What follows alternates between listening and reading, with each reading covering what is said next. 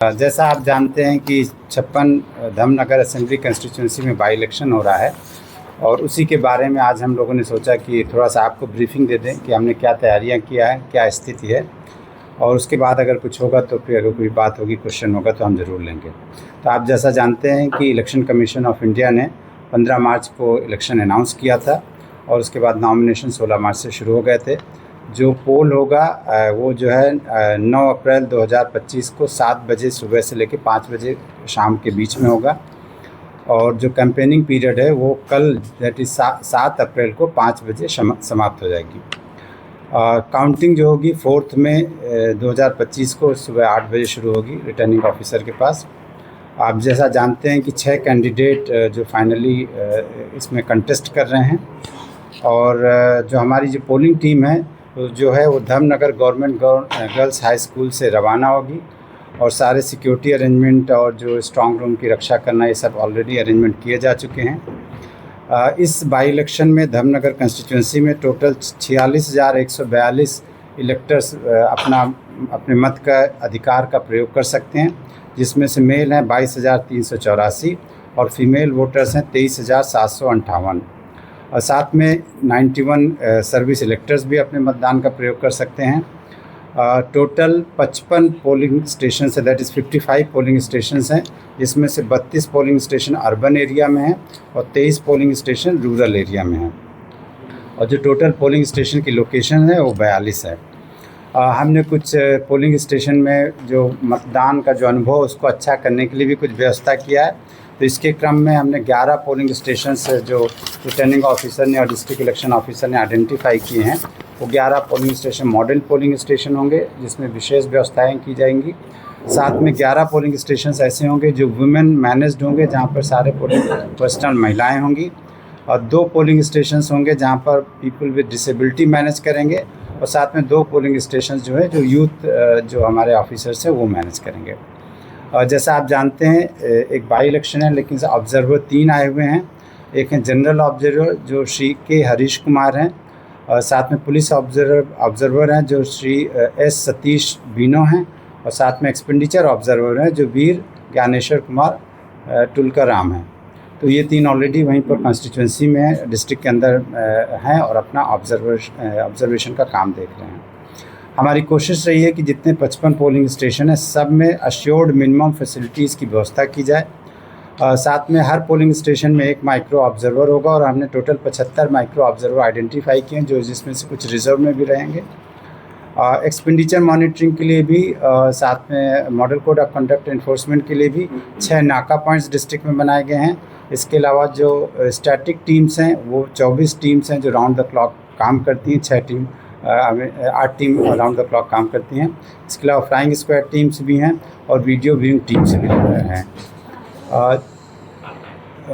जैसा आप जानते हैं as per honourable election commission की डायरेक्शन के हिसाब से जो हमारा ड्राई डे होगा वो 7 अप्रैल को शुरू हो जाएगा और 9 अप्रैल तक ड्राई डे पूरा रहेगा। उसको बहुत स्ट्रांगली और स्ट्रिक्टली फॉलो किया जाएगा।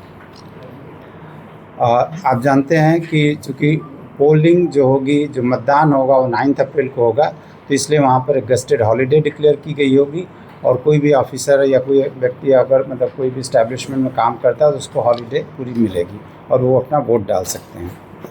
आप जानते हैं कि 100 मीटर के अंदर जहाँ पोलिंग होती है वहाँ पोलिंग स्टेशन के बीच में कोई पॉलिटिकल एक्टिविटी नहीं होती। इसके बारे में डिस्ट्रिक्ट इलेक्शन ऑफिसर ने और साथ में जो रिटर्निंग ऑफिसर ने वहाँ पर जो पॉलिटिकल पार्टीज़ हैं, जो कैंडिडेट्स हैं, उनके रिप्रेजेंटेटिव हैं, उनके साथ मीटिंग किया है और वो जो भी इलेक्शन कमीशन का डायरेक्शन उसको स्ट्रिक्टली फॉलो किया जाएगा। आप जानते हैं, अच्छी तरह आप लोगों को पता है कि जो आवर ऑफ साइलेंस होता है वो 48 घंटे से शुरू होता है। जो लास्ट आवर ऑफ द पोल होता है, चूँकि 5 बजे 9 अप्रैल को पोलिंग होगा, तो आगामी कल से 7 अप्रैल को शाम को 5 बजे से कोई कैंपेन नहीं होगा और साइलेंस पीरियड रहेगा और इसको स्ट्रिक्टली एनफोर्स किया जाएगा।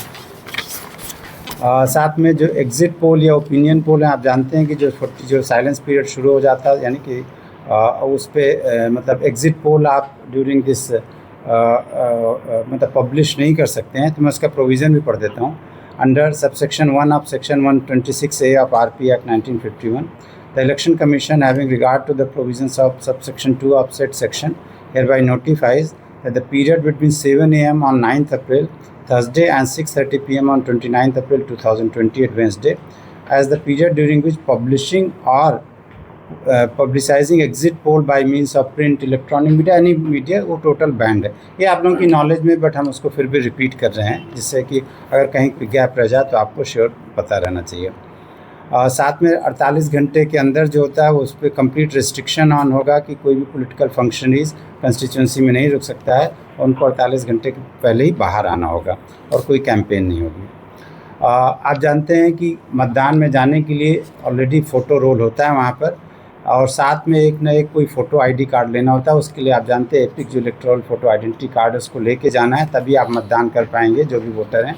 लेकिन अगर किसी कारणवश किसी के पास एपिक कार्ड नहीं है तो उसके लिए भी कमीशन ने कुछ गाइडलाइंस दिया है कि कौन कौन से आईडी कार्ड को यूज़ किया जा सकता है। उनके नाम मैं पढ़ देता हूँ, जो है आधार कार्ड है, पैन कार्ड है, यूनिक डिसेबिलिटी आईडी कार्ड है, सर्विस आईडी कार्ड होगा जिसमें फ़ोटोग्राफ होनी चाहिए, जैसे एम्प्लॉइज़ का, सेंट्रल गवर्नमेंट का, स्टेट गवर्नमेंट का, ये PSU का है, पासबुक हो जिसमें फ़ोटो लगी होनी चाहिए, हेल्थ इंश्योरेंस स्मार्ट कार्ड हो जहाँ पर फ़ोटो ज़रूर होना चाहिए, ड्राइविंग लाइसेंस हो, या इंडियन पासपोर्ट हो, या पेंशन डॉक्यूमेंट विद फ़ोटोग्राफ हो, या ऑफिशियल आइडेंटिटी कार्ड हो, जैसे MPs MLAs का कुछ होगा, MGNREGA जो अभी जी राम जी स्कीम है उसके अंतर्गत कोई कार्ड अगर हो तो उसमें आप कर सकते हैं, या कोई और स्मार्ट कार्ड है issued by registrar general of India है तो वो भी आप यूज़ कर सकते हैं। तो कोई भी वोटर को इनमें से एक कार्ड लेके जाना होगा वोटिंग देने के लिए। साथ में जो जितने पोलिंग स्टेशन हैं सारे जगह हम लोगों ने इंश्योर किया कि वेबकास्टिंग की व्यवस्था है, और सारे 55 पोलिंग स्टेशन वेबकास्टिंग में कवर्ड रहेंगे। इसके अलावा जो पोस्टल बैलेट की फैसिलिटीज़ है, जो 85+ वोटर्स हो, एज के वोटर्स होते हैं, या PWD वोटर्स होते हैं, ये जो इलेक्शन ड्यूटी में लगे उनके लिए होती है। तो उसका ऑलरेडी आप जानते हैं कि जो PWD वोटर्स हैं या सीनियर सिटीजन्स हैं उनको हमने 31 मार्च 2026 से 1 अप्रैल 2026 और 2 अप्रैल 2026 को व्यवस्था की थी होम वोटिंग के लिए, वो ऑलरेडी कंप्लीट हो चुकी है। और साथ में फैसिलिटेशन सेंटर भी खोला गया था जो इलेक्शन ड्यूटी में जो लोग हैं उनको 3 अप्रैल और 4 अप्रैल को किया गया था, जिसमें वोटिंग भी हुई है। तो उसकी जो संख्या भी मैं बता देता हूँ कि हमको इलेक्शन ड्यूटी फॉर्म में जो ऑफिसर्स इलेक्शन ड्यूटी में उनकी 169 हमें पोस्टल बैलेट की रिक्वेस्ट मिली थी, 169 इशू हुए हैं और उतने ही वोट कास्ट हुए हैं। साथ में 85+ इलेक्टर्स में 185 लोगों की रिक्वेस्ट आई थी, उतने ही पोस्टल बैलेट इशू किए गए हैं, और साथ में उतनी % वोटिंग भी 100%।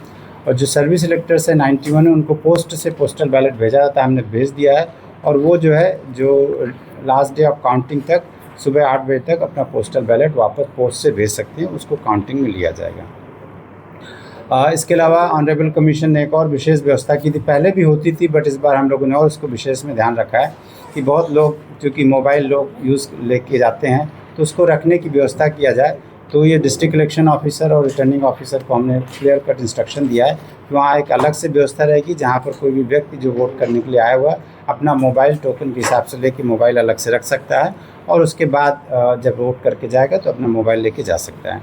इसके अलावा अगर कोई प्रॉब्लम है, कुछ भी हेल्प है, तो हमारी जो जनरल हेल्पलाइन है इलेक्शन डिपार्टमेंट की है ही, फेसबुक पोस्ट है, उसमें भी कोई पोस्ट कर सकता है, हम लोग उसका कॉग्निजेंस लेते हैं और एक्शन लेते हैं।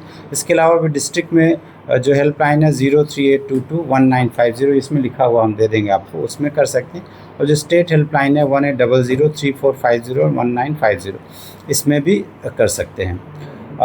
इसके अलावा जो है कि हम लास्ट में बस ये बोलेंगे आपको कि जैसा आप जानते हैं कि हमारे त्रिपुरा के इतिहास में हमेशा डेमोक्रेसी को बहुत इम्पोर्टेंस दिया गया है, और ख़ासकर वोटर को बहुत इम्पोर्टेंस है। और हम हमेशा देखते हैं कि यहाँ जो वोटिंग परसेंटेज होता है तो किसी दूसरे प्रदेश की तुलना में, खासकर देश के जो एवरेज होता है उससे बहुत ज़्यादा होता है।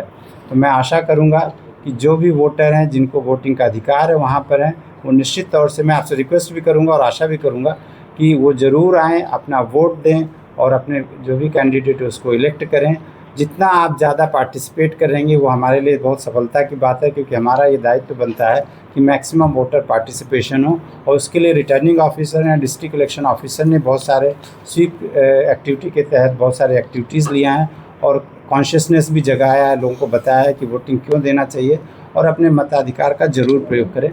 और हमारी मतलब हमारी पूरी कोशिश है, सिक्योरिटी की पूरी व्यवस्था की गई है और सारे पोलिंग स्टेशन में जो है सेंट्रल पैरामिलिट्री फोर्सेस की भी तैनाती रहेगी, तो कहीं पर भी कोई प्रॉब्लम नहीं होगी। अगर कहीं कोई प्रॉब्लम होगी तो उसके लिए हमने अलग से टीम रखी हुई है, फ्लाइंग स्क्वाड टीम्स है, सेक्टर ऑफिसर्स की टीम है, वो इमीडिएटली एक्शन लेंगी।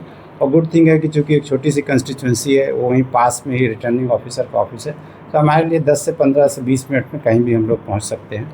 तो हमारी आशा है और निश्चित तौर से हम लोग अपना दायित्व को निभाएंगे और पीसफुल तरीके से इसको वोटिंग को कंप्लीट किया जाएगा। धन्यवाद।